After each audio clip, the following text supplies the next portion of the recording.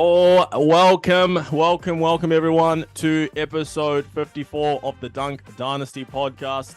It's been a long time, but new season starts in 6 days, so we're back nice and early to get prepared for the new season, give our previews for what's going to be happening in the NBA across the next two episodes, previewing the Western Conference and the Eastern Conference, starting in today's episode, the Western Conference, previewing teams to make the playoffs, most improved team, most surprising team, breakout players, and also our bold predictions. Here, myself, Panache and Yashanu, with Eddie Mack, Ethan McDonald, the Terminator, Jed Mitchell. It has been a long time. Fellas, how are things going?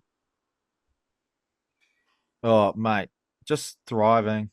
Coming into summer, the weather's laying it on for us, getting the suntan on, singlet weather. Uni's at full stretch, we're just having so much fun. So much fun. Playing a lot of social basketball. Jed's getting worse by the week, but it's fine. The rest of us are going good. Hey, some of us just love to get the teammates, our teammates involved, and the opponent teammates involved as well. Equal opportunity. Yeah, I'm all about equal opportunity. There you go, equality. Some people just need an assist every now and again, Exactly. The John Stockton of social basketball. That's what we like to see, man. Yeah. Hey, bro, it doesn't count as a turnover if they get it in, does it? Well, no one's counting our stats, so we haven't quite hit the big leagues yet, thankfully. Hey, man. You hit the big leagues there, then we'll hit the big leagues on the podcast too. It's going to be a double up, I reckon. There you go. Both growing and growing. Speaking of which, if you want the Dunk Dynasty Podcast to grow, make sure that you leave a review wherever you're listening, Spotify, Apple Music, YouTube Music, wherever it is. And make sure you share the podcast with your family, your friends, your colleagues. Make sure the podcast grows. The more we grow, the more content we produce. We're enjoying ourselves. And make sure you head over to social media, TikTok, Instagram, and make sure you subscribe on YouTube as well with the shorter clips that are coming out, especially this season. Man, 2024-25 season, guys, it's going to be pretty hype, man. I'm pretty excited. Preseason's already started. It's been unreal. We're in postseason form already, though. Klay Thompson, 0 for 9 in a preseason game. Yeah, game 1 to 5, Clay. Game 6 Clay is good, but postseason 1 to 5 Clay is in full swing. Look, guys, I think you're just quickly now. You got to put some respect on that guy's name. He did that in under 20 minutes. Okay, that's impressive. Hey, man, to shoot. Hey, but to be fair, what's the Dion Waiters quote? I'd rather go 0 for 30 than 0 for 9 because it means I lost confidence. He lost confidence because remember, against the Kings, he went 0 for 10. That means he didn't lose confidence. He went 0 for 9, which means the confidence was shot. Follow-up question on that. Where's Dion Waiters now? Hey, probably on the plane doing gummies. He's waiting tables, man. He's waiting tables. That's a throwback. Yeah. Clay's still in the league. That's all I'll say. Wow. And 4-time. Okay. That's the one thing, you kind of get set down. He always gives you the fours. Come on, man. Not this season. I feel like this season, you got to show us something a little bit. I feel like the lasting memory at the moment is the 0 for 10 in the elimination game, but we'll see how much different we get. First topic today off the bat, we have our season rankings, or where we think the season's going to land for the Western Conference. We've run through this. This is our rankings. Some of us had some teams higher. Some of us had some teams lower. We're going to have a bit of fun with it. The West, absolutely super stacked. So there's a lot of ifs and buts in here, but I'm really excited to run through this. So starting off in our play-in spots. At the 10th seed, we had the Lakers, 9th, the Kings, the Rockets at 8th, and the Pelicans at 7th. Ethan, what do you think about these teams? Why? How do you feel about the Lakers in 10th? No, look, if I'm being honest, I don't like the Lakers in 10th. I personally had the Lakers in 11th. I had the Kings in 10th. I don't think the Lakers are going to make it this year. Look, but I mean, it's opinions based, isn't it? But I just don't like the Lakers setup. I mean, I think they're relying too heavily on a 40-year-old LeBron. They've got a young Bronny. I mean, AD's taking a lot of the load this year. Is Rui really that good? I feel like Austin Reeves. Wait, okay, you better watch yourself. I forgot what I was saying. Anyway, Austin Reeves isn't. I don't rate Austin Reeves, to be fair. I just think that the Lakers are overrated, and it's in the West. It's this tough. I think they're going to be found out. Yeah, That's a lot lower than I thought. I mean, the Lakers, in my opinion, they're not winning a championship, no chance. But they're making the playoffs as the 8th seed for sure. With that team, those players, they're not finishing outside the playoffs. 8th seed for sure. If there's a team that's overrated, it's the Kings. The Kings nothing's moving the needle for me. You added a playoff choker, a regular season merchant who's not that good, and he's 34 now. No, Lakers 8th seed for me. very interesting. I like having them in a play-in spot at the 10th seed. That doesn't mean they're going to miss the playoffs. That's like one thing here, but just where the season's going to fall. You got to remember, AD and LeBron super healthy last year, didn't really lead to much. They had a lot of wins though, compared to just with the way the West landed. One thing that no one mentioned: JJ Redick, head coach, he's actually going to play his best players. I think that there's something that will cement them in the 10th seed. That's the amount of talent they have compared to the rest of the teams in the West. No, hold on. You can't. That's the most backhanded compliment ever. You can't say that. You can't go from. I just got swindled, bro. When he said that, he went, "Oh yeah, adding JJ Redick, he's gonna play the best players." I was like, "Oh, he's got them 7th seed. Oh, he's got the best players. He's gonna play the best players." 10th seed. Come on, bro. Hey, if you're gonna say they're gonna be bad, just say they're gonna be bad. No, they're gonna be a very good 10th seed. I reckon they're gonna be mediocre. Well, in the West, you probably have to win 45 games to be a 10th seed. Oh yeah, 100%. Like I have them at least with 44 wins. Like that's it.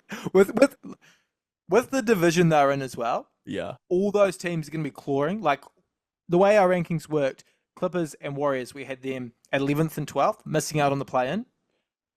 Those teams are going to be competing every night to claw into that play-in. So that all those divisional games, they're going to be so heavily contested. The Lakers, I reckon, are going to win the bulk of them. But in saying that, there's a cost to that. That's a lot of miles on the board, a lot of high energy games.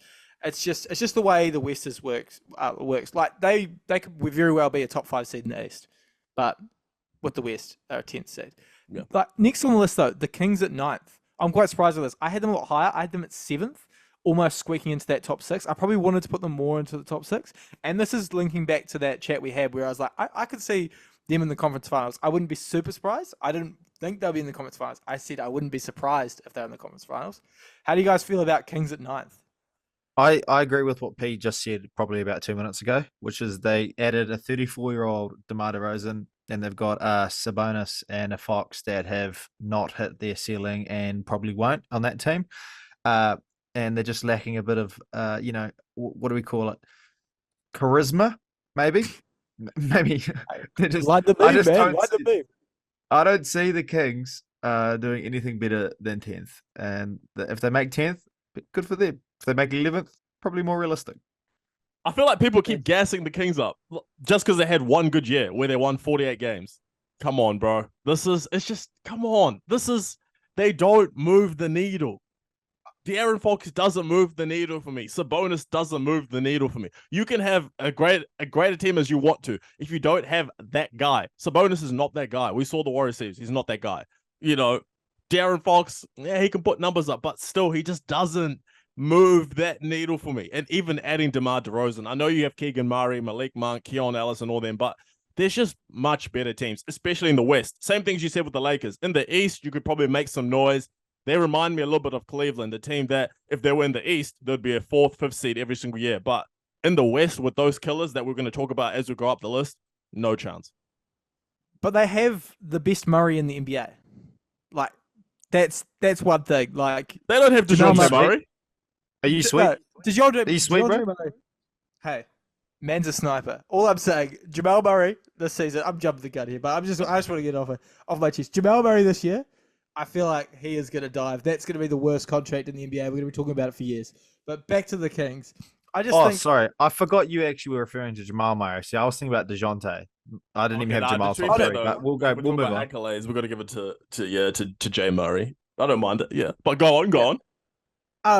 I just think they're underrated at this point. Last year, they won so many good games against good teams. They just need to beat shit teams at the end of the day. They need to stop playing to their opponent's abilities. And I think if they string together a good season with some good health, they could really contest to be out of that play-in spot. But the play-in, I think, realistically, is where they're going to sit. And to be fair, with the way you guys are falling asleep right now, I don't think we want to be talking about the Kings too much longer. Look, I'm going to be honest with you, Jed. The best thing about them great is after conversation. they win games, they like to turn a beam on. You've had a great conversation about the Kings. I'll be honest with you. Like, I mean, there's so many people that would love to listen to that. But also, you had a lot of what ifs or ifs or this could potentially. You didn't actually. There's no definitive answer in there. You're just giving us a whole bunch of ramble jamble. We don't need it. The Kings are shit. They're going to finish 10th. Move on. Here's a what if for you. What if Paul George and Kawhi never got injured? Yeah, okay, the Clippers. Okay, move on. Yeah, go on. Move on. Who's our next team? The last. Is it last team? Yeah, the last team. Second last team in a play-in spot. The Rockets. My team. I've said this. I've backed them with everything in my heart. The Rockets are making the playoffs. They will make the playoffs as the 8th seed. That's my team right there. Udoka. Hey, that team is going places. They took the step last season, got 41 wins. They missed Şengün at the end. This season, everyone's coming to the season healthy. They've had a full off season, everyone together. New players added in, Steven Adams and stuff, off the bench, who I think is a great addition. A big loss for Memphis, who we'll talk about as we go, up the list. But Rockets, knock it down. I'm going to say 50 wins. 50 wins for the Rockets. Wow. Wow. As an 8th seed, that's crazy. One thing you didn't mention for the Rockets, you didn't mention the new sniper on the block. Who, the Shep? The Sheepdog. The Sheepdog. Shepherd. Rookie of the year? Yeah, he's in contention. The one thing about Reed Shepherd, though, the biggest challenge for him is going to be getting minutes. They have a lot of talented guards. There's a backlog of guys who have had really good NBA careers. The problem with the Rockets is they have a lot of talent. Yeah, because they got Brady in front of them as well. They're a team that's waiting for the right opportunity to make a big move. But yeah, I completely agree with it. I'm surprised though you only had them at 8th. I would have thought you would have bumped them a little higher on the list. Nah, as you'll see as we go up, there's a lot of really good teams this season. So it was tough for me to put the Rockets because I'm just thinking of, I think 50 is probably a little bit much. I would probably say, if I'm being realistic, probably about 46 wins as the 8th seed. That probably is a much more realistic, sort of thing. But the West, in my opinion, is just going to be super competitive where, I wouldn't even be surprised if it ends up with 50 wins as the 8th seed. Realistic on a percentage scale? Nah. But I'll say 46 wins, being realistic. 46. Yeah. I personally had the Rockets in finishing 6th this year, not 8th. Everything P said, they are so stacked starting team, and then they've got real solid bench players coming up with Adams and Shep as well. I mean, I think they're going to be such a good team, tough to beat, lots of talent. I don't see many sides really getting up on them too much. The West is so strong though, so yeah, I could only put them in 6. There's just too many sides that I was like, I can't. So 6 it was. The one interesting thing about the Rockets, which we'll probably touch on this later, I reckon they're a team that's in contention for an All-Star this year. Not to spoil later on, but I don't know. I think they've got more than one contender in that spot. And I think my pick would probably be not the pick that you got. I know that P would have. So maybe we touch on that a little bit later. A little teaser for later on. Yep. But moving on to the last play-in spot, the Pelicans. Now this one is interesting. My one's easy. Why? For Herb Jones at center? Yeah. Herb Jones at center doesn't excite you? We saw what happened with the Rockets. When you try play that small ball style, bro, go do that against Jokic. Do that against the Nuggets. Let's see how that works for you. Do that against the Spurs. Let's see how that works for you. That's not a strategy that you want to use. It doesn't work. We've seen it multiple times before. But my reason for them being low isn't because of Herb Jones and their lack and inability to rebound as the season goes. It's because of one person, one player. Stephen A said he likes to eat the table. We know that he's not playing all 82. We know he's probably not even going to play 70, maybe not even 60. That's why I have them so low, because I just don't think Zion Williamson's going to play enough games. They're talking about moving Brandon Ingram. If they move Brandon Ingram, I don't know if you can get a scorer who can sort of have, to replace him and be there for the games that inevitably and probably, most likely Zion will miss. So the fact that Zion is never healthy, that's why I have him so low. Okay, But don't you think the addition of DeJounte Murray is going to like make up for when Zion's not there, along with CJ and Brandon? If they were in the East, it would definitely make a difference. But in the West, when you still have to play killers, every single night, there's no easy games. And I don't think DeJounte Murray is able to carry this team past, let's say Zion misses a game against the Grizzlies. No, you're not winning that. Against the Nuggets, you're not winning that. Timberwolves, you're not winning that. You need Zion. And the fact that Zion, let's just be honest, guys, we know he's not playing in more than 70% of the games. That other bit there, though, every game counts in the West. That's why I have him so low. He's slimmed down now. And like we've seen it many times in the past where players can overcome their injury issues. Like I had this team at 5th for me. I had them in the play off spots, not the play in. I just think it's interesting. Snipers like Trey Murphy, they've got other guys like Alvarado. They've got the tools to make trades to plug those gaps with Brandon Ingram. I don't think he's going to be on the roster at the end of the season. What if they can get like a DeAndre Ayton and Jeremy Grant from the Blazers? I feel like that's a good trade for both teams. DeAndre can't even get to the game. Yeah, but if you move down the states, they don't have icy roads. They don't have icy roads in New Orleans. And when he's outside of the state, he's getting driven to the game. So there's levels to it. Don't worry, I've been thinking about this. This is like toying in the back of my mind.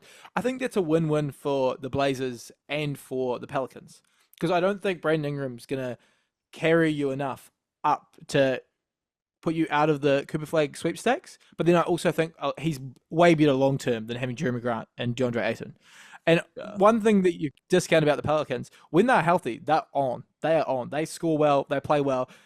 And when Brandon Ingram wasn't being guarded by Lou Dort, he was actually a pretty good player. But again, when they're healthy, they're never all healthy at the same time. Remember that's in the last season with every team. Yeah, we all said no, but especially with the Pelicans because Brandon Ingram injury prone, Zion injury prone, McCollum also misses games. Okay, so you've got guys that are all sort of you're sitting on just volcanoes. Volcanoes. Didn't Zion play like 75 games last year and then only missed the games when it came to the playoffs? Exactly, but he still missed some crucial games, and that's the thing. History shows us that he does. That's not something that history has also shown in his timeline that actually he's improving health-wise every year, and he's playing more games every year. He's also slimmed down. It took Joel 4 years to finally play more than 60 games in a season. Hey man, all I know is the last play I saw that slimmed down, it didn't work out so well. Yeah, on to the next team. So these are our playoff teams. These are our teams that won't have to battle through the play-in. We'll kind of split this down into two parts. So we'll have the top 4 as our conference finals contender, and we'll choose our finals contender from there. But the next team off the rank, the Memphis Grizzlies at 6. I find this one very interesting because P had this team the highest. He ranked them 3rd. But he also just said, Zion Williams, history of injuries. This team, out of every team in the NBA, has the worst history of injuries over the most recent period, with players already going down. Yet you've kind of forgot about that for this team, and you've gone with them at 3rd. Do you want to elaborate on that one a little bit there? Because this season we traded in the weapons for the weights. We've been in the gym lifting. We traded the weapons for the weights, W for W. So now we've been in the gym lifting, training the legs, training the body, getting healthy, and now he's back. And he's my guy. I'm gonna spoil it. Let me spoil it for the episode that's coming up in 2 episodes where we do our odds prediction. My MVP for this season, Ja Morant. Ja Morant will win NBA MVP this season. You heard it here first. That's why I have the Grizzlies so high. The team is going to be healthy. We know this. Bro, he missed how many games last season? It was 60-odd games. We know he had a long time in the regular season. He was recovering. Then he had the offseason, the actual NBA offseason for all the other players to get healthy, improve. He's going to be a much better player this season. That Grizzlies team is going to be a much better team. Ja Morant will be NBA MVP. Grizzlies 2nd or 3rd seed, but for me in this list, I had them 3rd seed. I love them in the 6th spot, to be fair. Like, as you said, I agree with everything you said. You didn't even mention... Sorry. Desmond Bain, what do you got? Jaren Jackson Jr., Zach Edey. They got all these guys. And even Marcus Brandon Smart. Clark. Brandon Clark coming back from injury. It's a lot of guys, man. Yeah, I think the biggest one of them all is old T-Rex Bane, old Little Arms, big body. He is, he is going to be an absolute superstar this year, and like with Jar drawing the attention, like this team is built well. Jaren Jackson Jr., as you said, Zach Edey's the most interesting one. I talk about a team that drafted a player that perfectly fit what they want to do. That's Zach Edey, and he is balled out in the preseason. I know it's the preseason, but it's always a good sign when players start playing well early on. See, I agree. I think the Grizzlies, I had them at 8th, but 6 is probably a real good spot for them. There's lots of talent, lots of potential.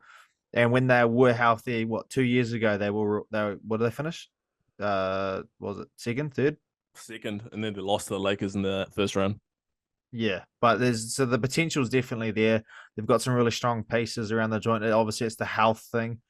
But I don't see the Grizzlies, as you said, in the playoffs actually really kicking on. I don't think they're strong enough to really compete with those top sides. So that's why I had them at 8th, and I reckon they would go in the first round. And Ja Morant being MVP, holy. You just wait. That's what I said, bro. It's a bold prediction, but you'll see it. Don't worry about it, bro. We traded the weapons for the weights. MVP season incoming. His performance when he came back from suspension last year was pretty incredible as well. Wasn't it the first game when he carried them back from being down huge and hit that game winner? And he was tired too. The man is a baller. Mm. Do we think the troubles of his past are behind him? 100%. 100%. Well, I will have to say that I'm not in his locker room. I'm not in his house. I don't know. I don't talk to him day to day. But I would say, given the appearance on social media, where I see him most of the time, he seems to be a lot tidier. Yeah, he's just much more. You could tell even when he came back last season. He was, like I said, we traded the weapons for the weights. He's a different person now, and you're going to see it this season. He's going to be a much improved player. Remember all that hype that he had that was given to Anthony Edwards last season? As Roy Jones Jr. said, y'all must have forgot. You'll see this season. There's also potential that lots of it weighs in with Dylan Brooks leaving, and now he's actually in a better environment where he doesn't have such an asshole around his team. I don't know Dylan Brooks personally, but that's just what I've gathered from watching him play. But a lot of people don't know you, so they don't know that you might be one of them too. Ethan is the assumption king in this podcast. Yeah, I haven't talked to him recently, but I would assume that this is the case. So who's our next team? Who's our next team on that list? And number 5, the Minnesota Timberwolves. They are without the cat, but can they get the glory? Our poll suggests not. Look, I'm going to take this one. So I had the T-Wolves finishing 3rd, and I have mentioned it in the past to you fellas that I don't think the trade actually is unfair towards the Timberwolves and is more favorable for the Knicks. I think the T-Wolves have got enough value out of it with Randall and Dante. They've got enough players and enough really solid players around, and even you could even throw Rudy in there, Conley and all those boys. I think they're going to be still a really solid team. They're going to be tough to beat. Randall's going to bring offensive talent. Naz Reid's going to get more time in the center role, and I think they're just going to be fine. And I don't think the loss of Cat's going to be nearly as much as we think it's going to be. Yeah, but you've got to remember their big at the moment is Judy Gobert, and he doesn't excite me at all. I think this trade is really random. I love the DiVincenzo addition, amazing, but Julius Randle, he is a ball stopper and he's going to be a problem. He is in a contract year. He is going to want to play. When shit hits the fan, there's going to be turmoil there. I think the way they approached this trade was almost like an addition by subtraction, and that's the kind of return they got. And I don't hate it for the Timberwolves, but I don't love so many of the dynamics that really starts to pile up and maybe down this trade. P, what do you think?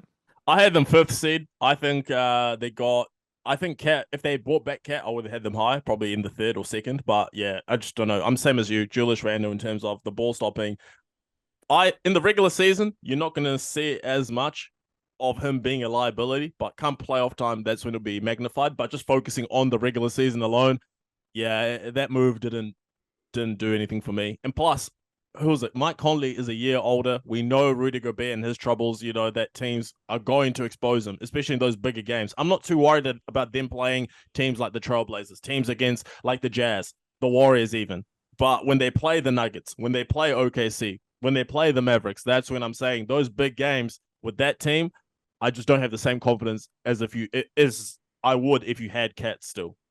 Yeah, the thing that, like, the most intriguing part, and you touched on it, against the Nuggets, their best asset against the Nuggets probably was Cat's ability to actually play some kind of defense, which is something he wasn't traditionally known for early on in his career. So it is really kind of baffling from that point of view, because that was the reason why they got so far in the playoffs last year. Yeah. I think this move doesn't help them out in that area. Does it make them better against other teams? I think probably not. But DiVincenzo, that is an absolute hell of a player to get. There's potential that looking at the French international team and looking at Rudy Gobert, that the team will just say, we're going to start Naz Reid to start the season. Naz Reid provided a lot during the playoffs and towards the end of the season, and Rudy's obviously fallen off the wagon. So there's potential that they'll do Naz Reid over Rudy, and I think Naz Reid brings exactly what Cat does. He's probably not as offensively gifted as we can tell, but he brings enough defensively and offensively to help that starting team. And then you can put Randall in there with his offensive talents as well. Contract year, we don't know how he's going to fit with Ant, but I don't feel like Ant's going to take any shit. So if Randall starts playing up, he's going to get put in his place pretty quick. So I don't know. I just feel the T-Wolves are going to be a lot better this year than I think we're giving them, giving them grace to, or whatever you want to call it. Credit is the word that you can call Credit. it. Right? There you go. Yeah, I ran out of English. Okay.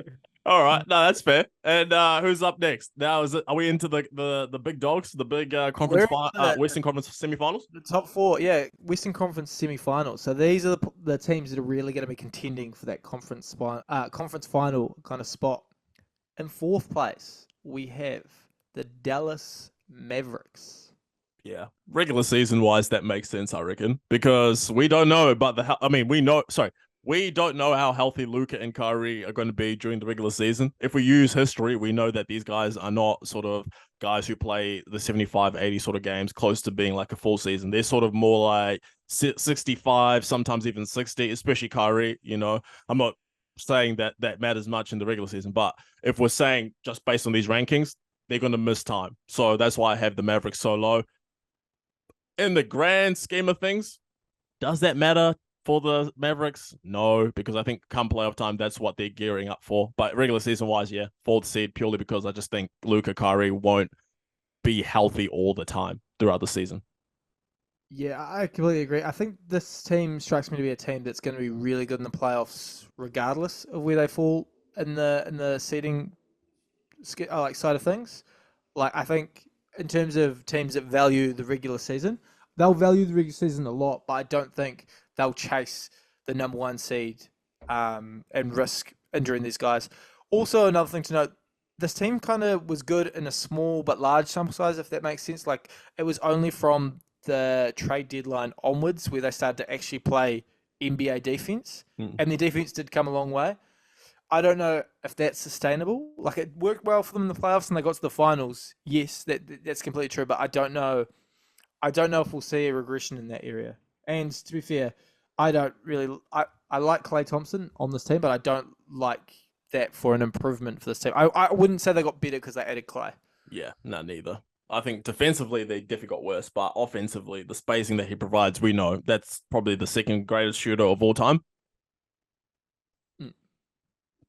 Yeah, the Mavericks is a tough one because I think last year they overachieved by making the finals, but then they've also showed us that the moves they made and in the kind of NBA that's going on at the moment, that they are seriously talented and that there's Kyrie and Luka can carry a team and have like a solid support group that's not quite elite but is good enough that they can take the pressure off them enough for them to let those guys succeed.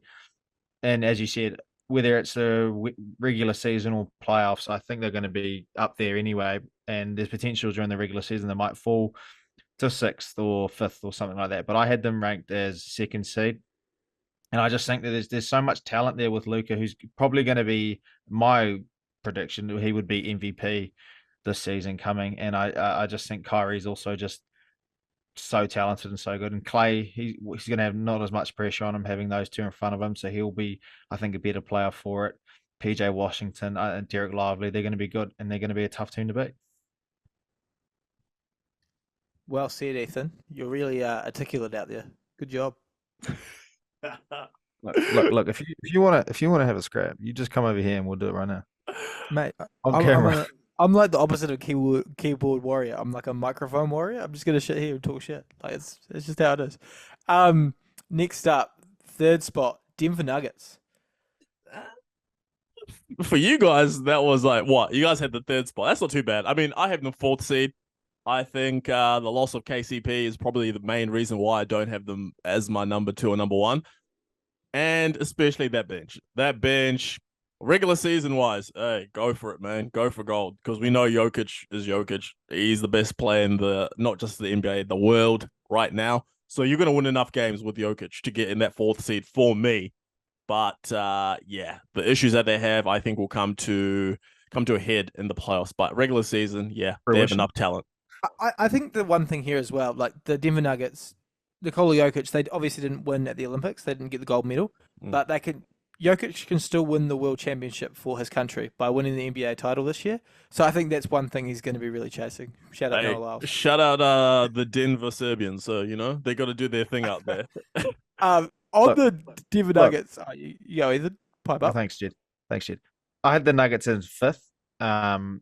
And as Peter said about KCP, but also I just think the team's outdated. They need to make some changes, and we'll see what happens. I think a few podcasts ago I had a different opinion. We've got a bit more research on the Nuggets now, and they're outdated, need a bit more help, and the West is just way too strong. And again, we keep coming back to the West is just too strong. We don't know, people. We don't have a clue. Yes, we do. We know that the West is strong. We don't know shit. Yes, we do. We know that the West is strong. If Jokic gets injured for the Nuggets, they will finish 13th. If Nikola Jokic is 100% healthy, that doesn't change the fact that the West is still tough. They might finish first. That doesn't change the fact that the West is still tough. It doesn't change the fact that the West is still tough. 100%. I just want to ask you something, Ethan. You just said something really interesting. You were like, a few weeks ago I said something different, but I've got some more research now, and you've changed your mind. Can you elaborate on what extra research you have on the Nuggets? Oh, yeah. 100%. That in the preseason, the Nuggets are 0-4 because they stink. And preseason, as you can tell, correlates efficiently, correctly, and precisely to the season stats. Remember when Taylor Horton-Tucker absolutely lit up the preseason about 3 years ago, and everyone thought that he was the next coming of Jesus Christ? Where is Taylor Horton-Tucker now? Taylor Horton-Tucker is probably one of the greatest. Is probably one of the greatest backup point guards on the Utah Jazz that I've ever seen. And don't ever disrespect that man again. They've got like don't 5 ever disrespect that man again. Yeah, Taylor Horton-Tucker is Jesus Christ dressed as a fat elf. Don't worry about that. Season. Does not matter. 0-4, bro. Give me the Nuggets in the regular season when Jokic turns it up. Jokic was probably still hungover from the Olympics. So, hey, when season tip-off comes, we already know what Jokic is about. Right. I'm not taking Russell or Rusty Westbrook as like an improvement for that team. He's like, come on. How is he not? They went from having Christian Brown and Peyton Watson leading the bench to now having Russell Westbrook. Yeah, okay, and then I lost KCP. Who are they starting over KCP now? What? No, we're talking about the bench. The bench improved because you have Westbrook and you got Dario Saric as well, who we know is a piece on a team that went to the finals. He was a key piece when he was on the 76ers. He was a key. Every team he's gone to has been a key piece. So you got them two. There you go. You're in a position where the bench is much, much improved with those two. Dario Saric shoots the ball 40 meters in the air to hit a three. That dude, that's not a weird. I don't like wildly inaccurate stat. I just don't like the shooting form. I need a better shooting form. Hey, he can have the worst shooting form in the world, but still be a great bench player, man. I like Al Horford's shot better than I like his shot. Yeah.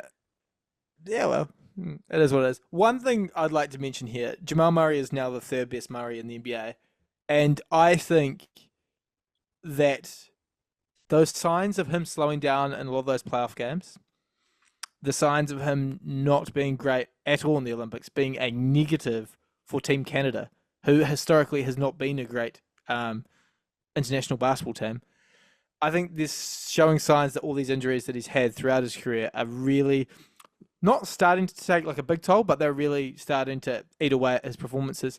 And I think the Nuggets going to be in a spot where this is going to be the worst contract in the NBA very soon. So what? They got two of those because they got MPJ as well. Yeah, but MPJ, I have a little bit more faith in him.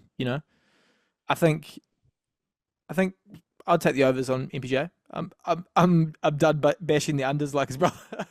But yeah, I think there's some concerns leaking in for this team, and long term it's going to get very interesting. Who's their GM? Is it that Booth guy? I think. Yeah, the one who was talking smack about his players. Crazy, talking crazy about MPJ and who was the other one? I think it was MPJ and someone else, but yeah, mainly MPJ. Well, that's because every time he drafts someone, he bets the house on them, and he doesn't try to get other guys in.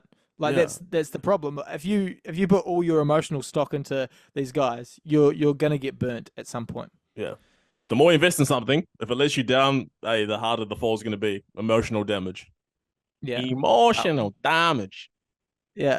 Can you do that one more time? No, I can't.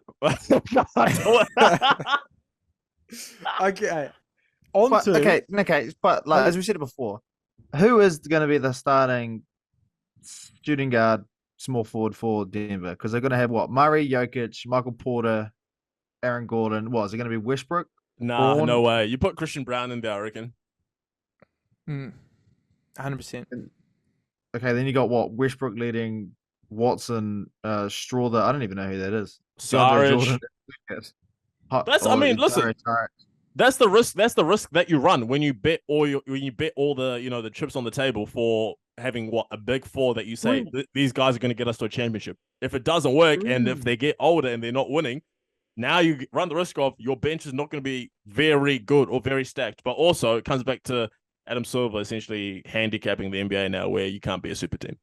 Next up, we have the Phoenix Suns, the most underperforming team in the West last year in the playoffs, coming in at our number 2 spot this year. Fellas, what's going on? The best regular season coach of all time. That's what's going on, man. That's why we have him. Mike Boldenhose coming in, but also the point guards, Monte Morris and Tyus Jones, which is what we said they needed. They needed point guards because fourth quarter collapses were so common with that team. Now they have point guards who in the fourth quarter can run the ship, steer the ship, make sure everything's going well, get the ball to KD, put KD in the right spots, put Devin Booker in the right spots, put Beal in the right spots. But most importantly, they have an improvement at coach. That's all you needed. So they're second seed for me. They are the second seed. And this season, if they can, I feel like we've said this for every team.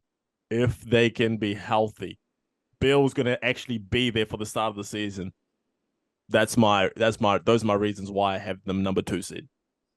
Yeah, like these are the guys who they hate a turnover. Like you think about it, I feel like Durant could get more turnovers in a month or a week than these guys will get in a whole season. Like that's just how efficient they are. They're assisted turnover gods. There's so much to like about the additions of that they've made to the team. Tyus Jones is an absolute steal. I think offensively this team will be amazing. And I think having those guys in there as well will free up some energy, free up some ease to just for those superstars to play a little bit more in defense. Like Booker has proved in points he can do, and KD has proved in points he can. I think this team is naturally going to improve, and as you said, they've got the regular season king, Coach Bud. There's probably a bit of a health factor here, but I love this team at number 2. I back it completely. Yeah, I agree. The Phoenix Suns, I just hope they don't let us all down, because Bradley Beal's a big habit of letting people down, especially in fantasy. But Devin Booker, KD, Beal, Tyus Jones, Grayson Allen, Nurkic, they've got such a solid base now, lots of depth and experience. So hopefully they can actually just keep it on the court and follow through and actually win a few games this year and actually finish where we want them to finish, which is second. And if they don't, well, then we can't hold it against us because it's the West.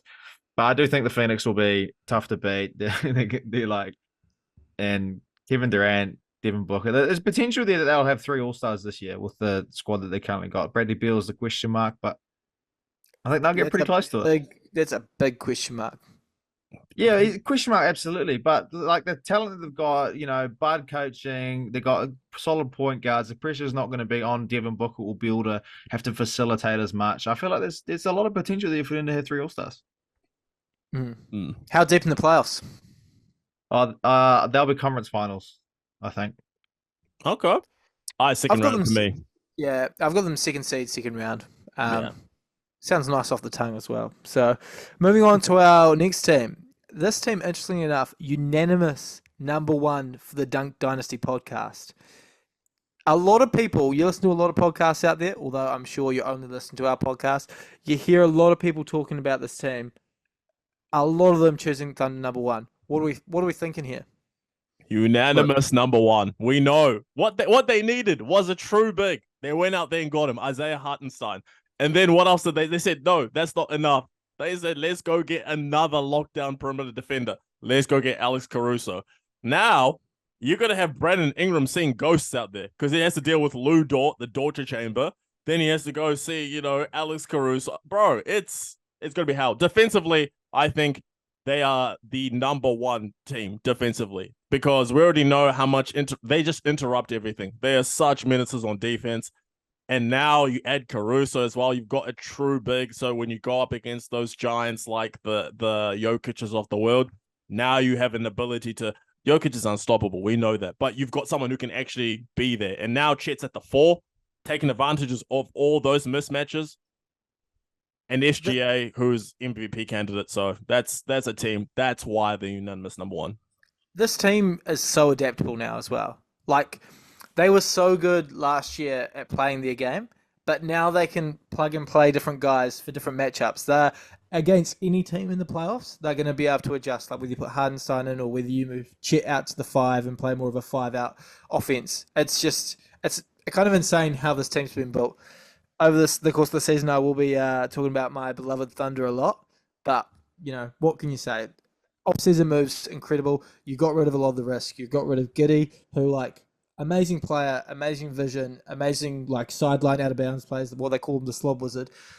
But there was still question marks, and they traded it for a guy who shoots above 40% from 3, really good defender, and you got Hartenstein in, who's a hustler. He's a guy who's grinded away in the NBA. I think he's 5 or 6 teams in his first 5 or 6 years. That's just insane, and he's kind of really found his home doing what he does best in New York, and now he's come to the Thunder to do that. I think it's incredible moves, and this team should be really fun to watch. I agree with everything you guys have said. And I've said it a couple of times now, but I'm going to say it again.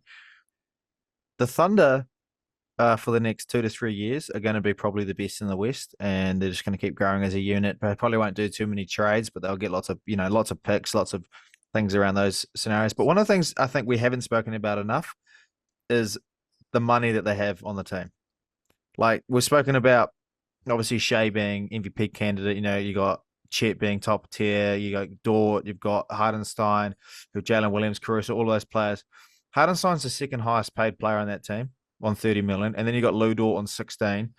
Chet's on 10. You got to go all the way down to the 10th player on that side to find Jalen Williams on $4.5 million. The amount of money that these guys are spending on these players is nothing. And there's so much talent in that squad, so much maneuverability. The Thunder over the next 3 to 4 years are going to be a super talented team, super, super good. And there's so much potential that they can do with trades, picks, picking people up, getting rid of players, keeping this team together, all of that. So much money to play with. I can't wait for this year and seeing how they go with Shea leading again, MVP candidate for sure, Chet taking another step, Jalen Williams, potential all-star candidate as well. Lou Dort being defensive player of the year, maybe Caruso being in the maybe first, second team as well. They're going to be so good. Such a talent. Can't wait. Bro, why are your eyes fluttering, bro? You're actually glazing so hard. You're actually, not you, Ethan. The whole time while Ethan was talking, I wasn't even looking at Ethan. I was looking at Jed, just his eyes are he's blushing because he's a OKC D Ryder Glazer, and look at him. He just eyes are fluttering. That's the only time this year. The only time this year I'm going to say something nice about the Thunder. Hey, don't make me start barking. Bro, he was smiling. He was like, oh, bro.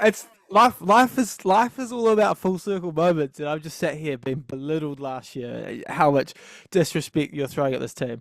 I think the one thing I will just add about this team, a lot of the players make sense. It's like there's not big question marks, and yeah, there's a lot to love. I was just lapping it up. At certain points in your life, you've just got to sit there and be like, you know what, the flowers smell nice, and just enjoy your day. And that's what I'm doing right now. Question marks. The one question mark I would have about the team is like in game 30 when Isaiah Hartenstein's not panning out.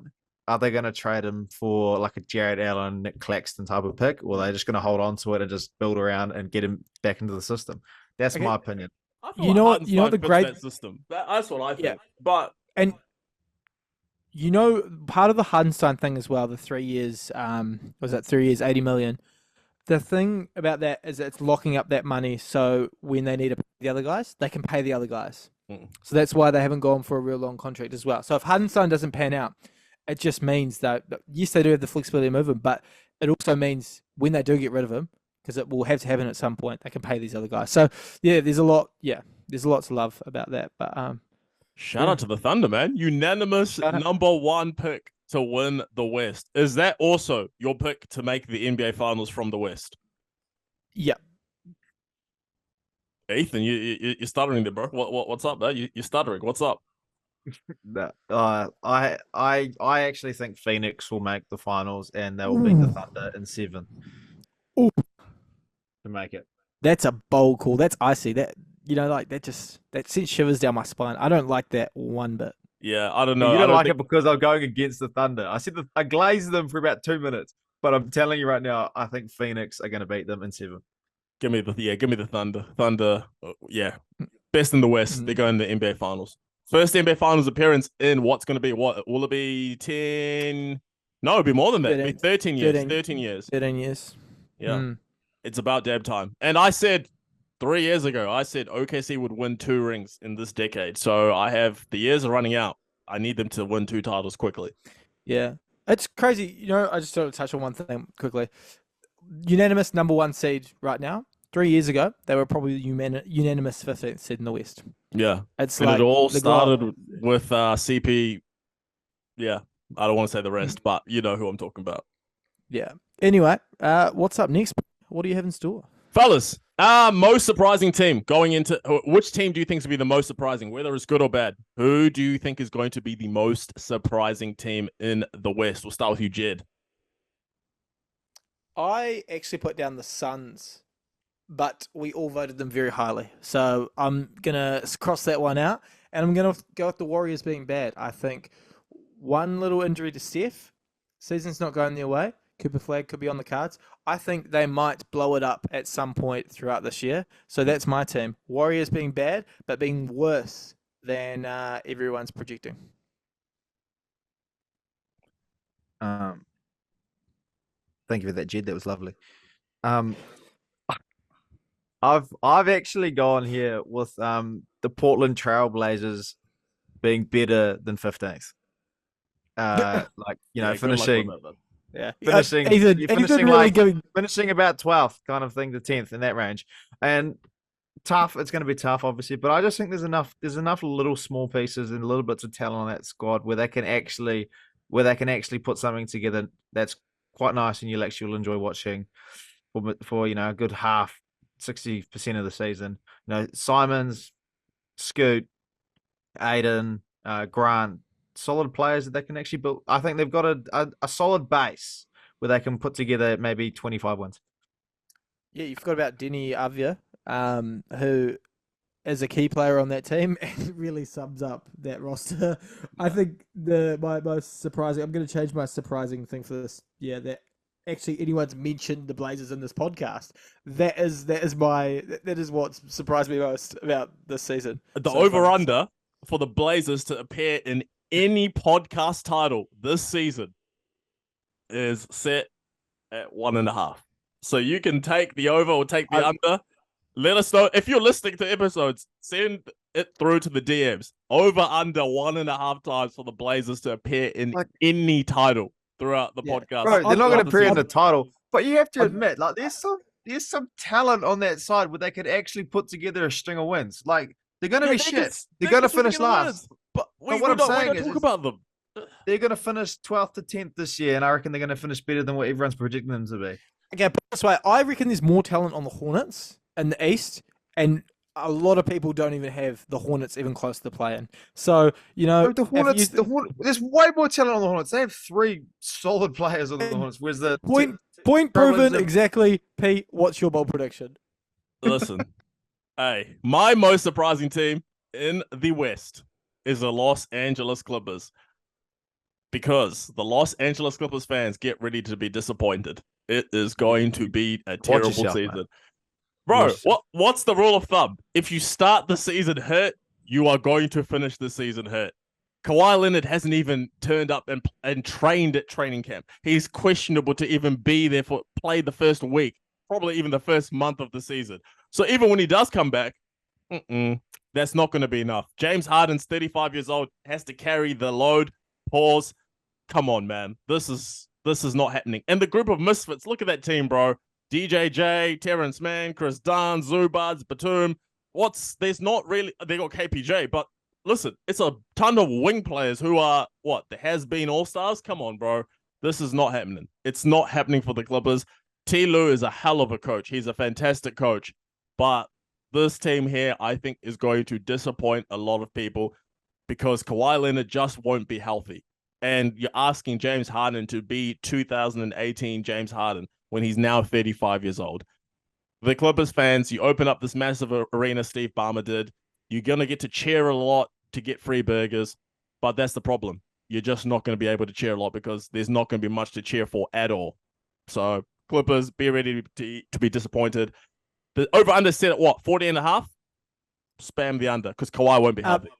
If there's anything the Clippers fans do well is be disappointed. So I think they're more than prepared for this season, and I think it's something they've trained for all of their existence. So I just really commend this fan base on finally getting game day and getting ready to get full flight disappointment. So Ethan, good luck. It's going to be a long year, man, for the Clippers. I feel bad for them because they've been finessed. They've been swindled. They got a guy from Toronto who, he was supposed to be, come to LA and be that guy, but he just hasn't been there. He hasn't been available. And that's unfortunate for the Clippers fans. But this season especially, I think, is going to be, it's going to be sad times. Which leads us into the next one. What is your bold prediction for the Western Conference? That, for me, is the perfect segue.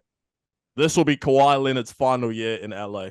This is it for Kawhi. This is his last year for the Clippers because I think Steve Ballmer and co., especially, we see he's not going to play the first month of the season probably. Let's be honest. They're going to cut their losses and say goodbye, Kawhi. Because that's the most difficult thing that you can possibly do. When you invest so much time and so much effort, whether it's a player on a sports team or you see it in relationships, toxic relationships, where one partner will stay. I've invested so much time, I can't leave. At some point in time, you just have to cut your losses and say, listen, it's not working out. That's what I think is going to happen with LA this year with Kawhi. How many games did he miss, bro? He missed a full season. He missed 14. He missed 20. He missed 30. At some point in time, you just have to realize this is not working. PG's already gone. Now let's get rid of Kawhi. Either just blow it up and just restart. I know you built the new arena, but it's just time to restart. Kawhi Leonard's last year in LA. That's my bold prediction. My bold prediction, Zion Williamson will finish top 5 in the MVP race. You've lost your mind. Boom, boom, boom. That team is going to be magical. I've also got another bold prediction there. Ingram will be traded because Zion's going to be so bloody good. He's going to be so audaciously brilliant, to use a word that Ethan is weird every time he uses it. And I just think everything that he's going to do this year is going to be like him touching gold. So yeah, that is my bold prediction. I'll like, guys, don't feel free not to respond to that. We can just leave that one there and move on to Ethan's. Yeah, go on, Ethan. Go on. Okay, so firstly, it's not a bold prediction, just a statement that I have been harassed by Jed and Panache this podcast, and I've had enough of it. Firstly, Jed's been having it out for me all podcast, and now Panache has attacked the Clippers relentlessly for the last 5 minutes. I feel isolated, I feel alone, and I feel like I want to hit someone in the head, and it may be Jed because he's just next door. Anyway, my bold prediction for this year is that the Lakers start so badly that LeBron announces his retirement and AD gets traded. That is my bold prediction for this year. Okay. And, Jesus and Christ, that is. no, see, it's not nearly as bad as Zion Williamson finishing top 5. Come on, he's not even going to play 5 games. So LeBron James announcing retirement 100% and AD getting traded is my bold prediction. And the Lakers being so bad that they then fall underneath the Portland Trailblazers. This guy just has. And look, doubling down on the Your Trailblazers. first word starting the podcast were I'm taking away my bias. The Lakers are not going to be nearly as good as the Clippers, and we all know that. LeBron James is going to announce his retirement because we've had enough of him, quite frankly, and the league needs to move on. We've moved on to Bronny. We're sick of LeBron. And thirdly, Anthony Davis has been so bad on the Lakers that I've had enough of him too. I want him to go back to New Orleans. He won one more championship than Kawhi Leonard and PG did. Oh, he didn't win that championship. That was a fluke. They were lucky. Jimmy Butler ran out of energy. That's why they won it. Yeah, that's why Jimmy Butler got that kick. And then also, I just think the Portland Trailblazers will be better than the Lakers. Those are my predictions. I think Zion Williamson in top 5 MVP is the most absurd thing I've heard in the last 24 hours. And I've heard some absurd things. Zion being top 5 MVP is outrageous, by the way. Trades. That's outrageous. Top 5 It is outrageous. That's top outrageous. 5 player in the league. No way. Come on, man. Don't do that. Yeah, Zion Williamson. I mean, top heaviest. Top 5 heaviest, for sure. So that's your firm bold prediction. You're saying Zion Williamson top 5 MVP. Okay, well, just to be fair, I had 2 bold predictions last year: Memphis to miss the playoffs, and Zion Williamson to be All NBA second or All NBA third team. That didn't go too well for me last year, so why not run it back? As a great Clipper GM once told me, what fails in the past will definitely not fail in the future. So let's give it another go. Okay, my first question is, what GM was that? The late, great Jerry West. Love that boy. Oh, R.I.P. man. What a guy. Yeah, but yeah, Kawhi, Clippers, cut your losses, man. No, I've had enough. I've had enough of the defamatory comments that you're making towards my Clippers team. It's over. Cut it man. out. Get this guy out of here. And last one, real quick. Your breakout player in the West. Who do you think that player? Who's your guys' player for that? You said, was it breakout player to be an all-star, first-time all-star, or breakout player? You can go breakout player in general. Breakout player in general. Okay, so I've gone breakout player will be PJ Washington. I just think he finished the season strong last year, and in the playoffs he was tough to guard, and he also defensively was strong. And I think he's going to add be a real big compliment towards Kyrie and Luka and Clay in that system. So I think he's going to be good. But then on that P, I've also got a breakout all-star for the Rockets, and that's Jalen Green. I think Jalen Green's going to take another step this year forward, and he's going to be the 1B to the 1A with Alperen Sengun, however you want to pronounce that. And I think he's going to be. I think he's going to be a breakout all-star this year. He's going to be like a 22-6 scorer, or maybe a 23-6 this season. I reckon. 6 what? Assists, I'd say, not turnovers. Come on, shit. Okay, interesting. When you were speaking just then, I started to feel uncomfortable, which is unsettling. Every time I look at you, I feel uncomfortable. You know what I'm saying? So okay, I mean, we'll move on. Let's move on. Interesting that you said PJ Washington, and you explained why he broke out last year. I think that kind of falls under last year after the trade. So yeah, but this is why he's feeling attacked.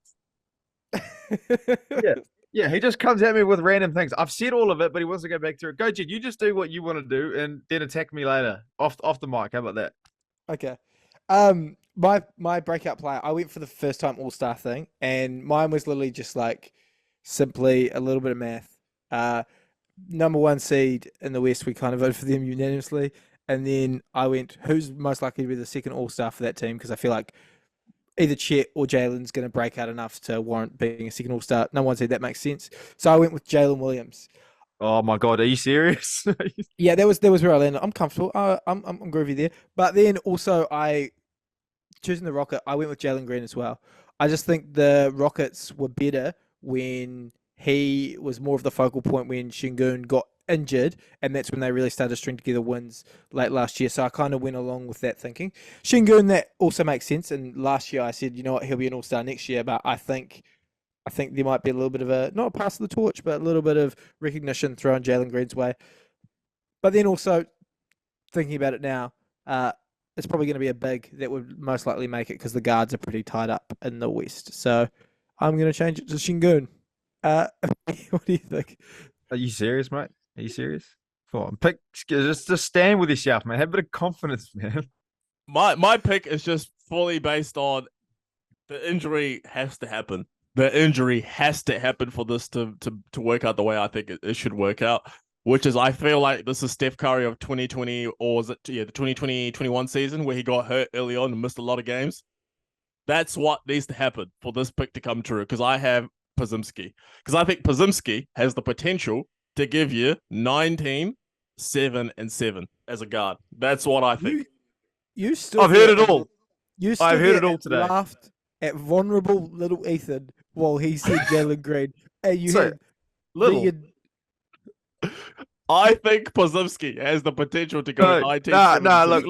Look. Anyone who's listening to this, you've heard it all, okay? You've heard Zion Williamson, top 5 MVP, and Brandon Podziemski, breakout all-star. I've heard it all today. No, I didn't say breakout all-star. No. I'm going to go.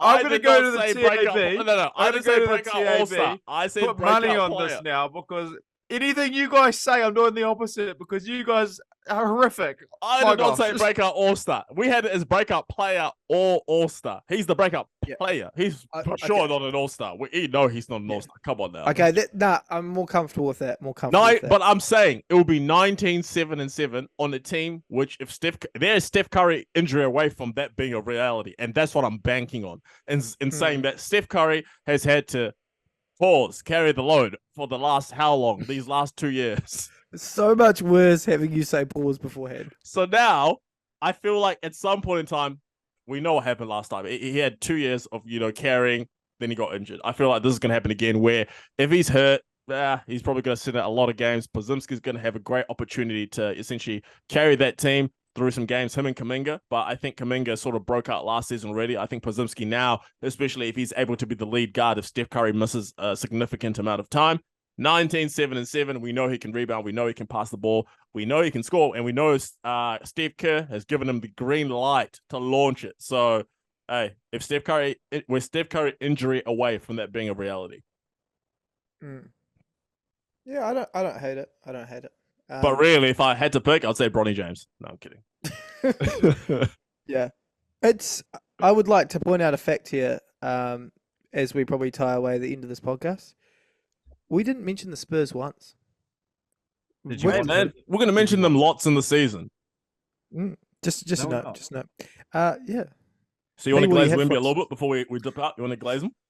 Oh, I'm comfy. I've embarrassed myself enough over the course of the last hour, so I think I will take a break. To be fair, one question on Wemby. How many boards and blocks is that guy going to average this year? Is he going to do like a 15-4 type season? Give me 27, 13, and 3.5 blocks. Give me 26. Give me 12. And give me 3.9 blocks. And a steal and a half. Oh, that's a key one. No minutes restriction? Minutes? 32, 14.5, and 4.